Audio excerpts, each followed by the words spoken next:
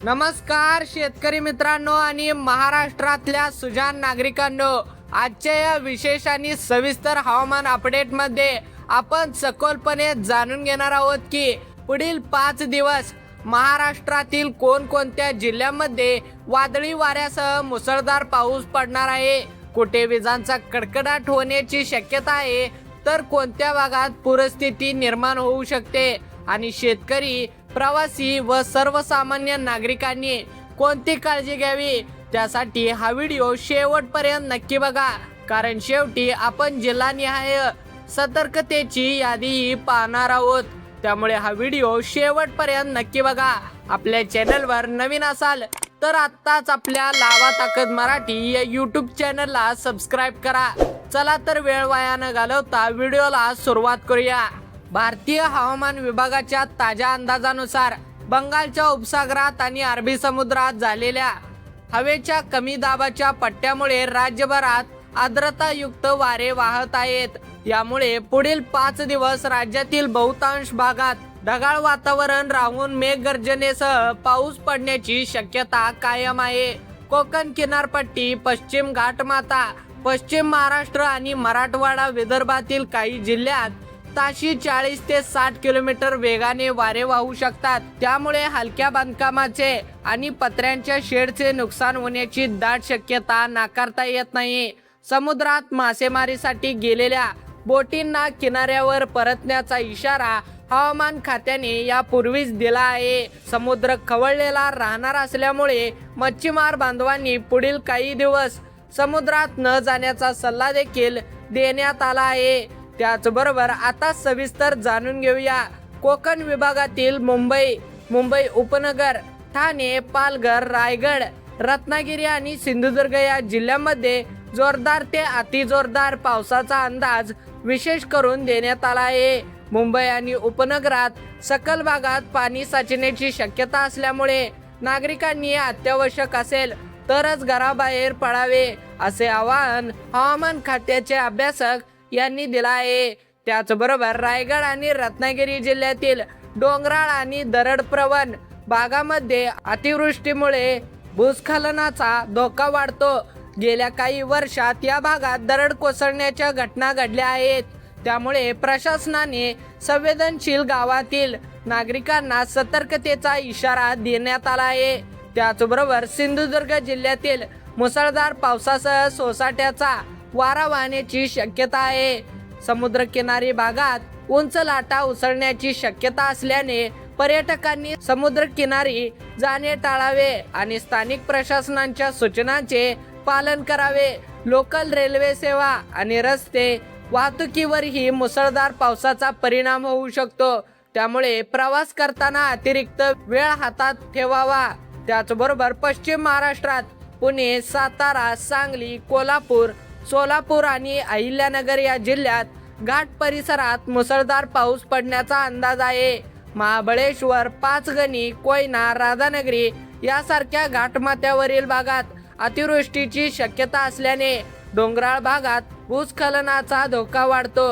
कोल्हापूर आणि सांगली जिल्ह्यातील नदीकाठच्या गावांनी विशेष सतर्क राहावे, कारण सतत पाऊस झाल्यास पंचगंगा आणि कृष्णा नदीच्या पाणी पातळीत झपाट्याने वाढ होऊ शकते. धरणामधून विसर्ग वाढल्यास सखल भागात पाणी शिरण्याची शक्यता असते. त्यामुळे प्रशासनाकडून वेळोवेळी दिल्या जाणाऱ्या सूचनांकडे लक्ष ठेवणे आवश्यक आहे. पुणे जिल्ह्यातील घाट भागात जसे की लोणावळा, खंडाळा पर्यटनासाठी जाणाऱ्यांनी विशेष काळजी घ्यावी, कारण धबधबे आणि नदीपात्रात अचानक पाण्याचा प्रवाह वाढू शकतो.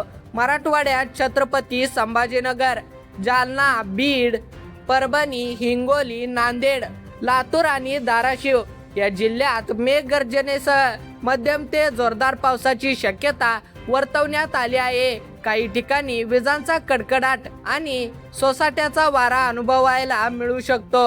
मराठवाड्यातील बहुतांश भाग हा शेतीप्रधान असल्याने या पावसाचा थेट परिणाम खरीप पिकांवर होतो. सोयाबीन, कापूस, तूर यासारख्या पिकांना या पावसाचा फायदा होऊ शकतो. मात्र अतिवृष्टी झाल्यास शेतामध्ये पाणी साचून पिकांचे नुकसानही होऊ शकते. त्यामुळे शेतकऱ्यांनी शेतातील पाण्याचा निचरा वेळेत होईल याची काळजी घ्यावी. लातूर आणि धाराशिव जिल्ह्यात विजांचा धोका अधिक असल्याने नागरिकांनी वीज चमकत असताना मोकळ्या मैदानात किंवा शेतात थांबणे टाळावे. त्याचबरोबर विदर्भातील नागपूर, वर्धा, अमरावती, यवतमाळ, बुलढाणा, अकोला, वाशिम, चंद्रपूर, गडचिरोली, गोंदिया आणि भंडारा या जिल्ह्यात दुपारनंतर किंवा संध्याकाळी मेघगर्जनेसह पावसाची शक्यता आहे. काही भागात वादळी वारे आणि विजांचा धोका कायम राहणार आहे. गडचिरोली आणि चंद्रपूर या जंगलव्याप्त जिल्ह्यात मुसळधार पावसामुळे लहान नद्या नाल्यांना पूर येण्याची शक्यता असते. त्यामुळे या भागातील ग्रामस्थांनी नदी ओलांडण्याचे धाडस करू नये असे हवामान खात्याने सांगितले आहे. त्याचबरोबर नागपूर शहरातील सखल भागात पाणी साचण्याची शक्यता असल्याने वाहतूक विस्कळीत होऊ शकते. विदर्भातील शेतकऱ्यांनी कापूस आणि सोयाबीन पिकांची काळजी घ्यावी. तसेच वीज पडण्याच्या घटना टाळण्यासाठी शेतात काम करताना सावधगिरी बाळगावी.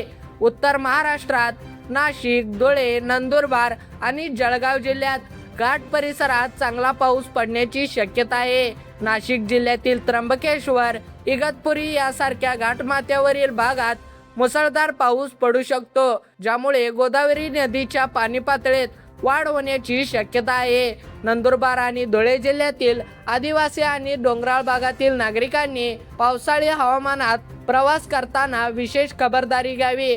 शेतकऱ्यांनी हवामानाचा अंदाज लक्षात घेऊनच पेरणी, फवारणी आणि काढणीची कामे नियोजनपूर्वक करावीत, जेणेकरून अचानक पाऊस आल्यास पिकांचे नुकसान टाळता येईल.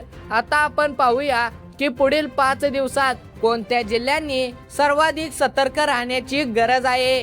त्यामध्ये पुढील प्रमाणे जिल्हे आहेत: मुंबई, ठाणे, पालघर, रायगड, रत्नागिरी, पुणे, सातारा, कोल्हापूर, सांगली आणि अहिल्यानगर या 10 जिल्ह्यात मुसळधार पाऊस, वादळी वारे आणि काही ठिकाणी पूरसदृश परिस्थिती निर्माण होण्याची शक्यता आहे. या भागातील नागरिकांनी स्थानिक प्रशासनांच्या आणि हवामान खात्याच्या सूचनांचे काटेकोरपणे पालन करावे. ज्या भागात यापूर्वी पूर किंवा दरड कोसळण्याच्या घटना घडल्या आहेत, अशा गावातील रहिवाशांनी सतर्क राहावे आणि आपत्कालीन परिस्थितीत जवळच्या सुरक्षित ठिकाणी स्थलांतर करण्यास तयार राहावे.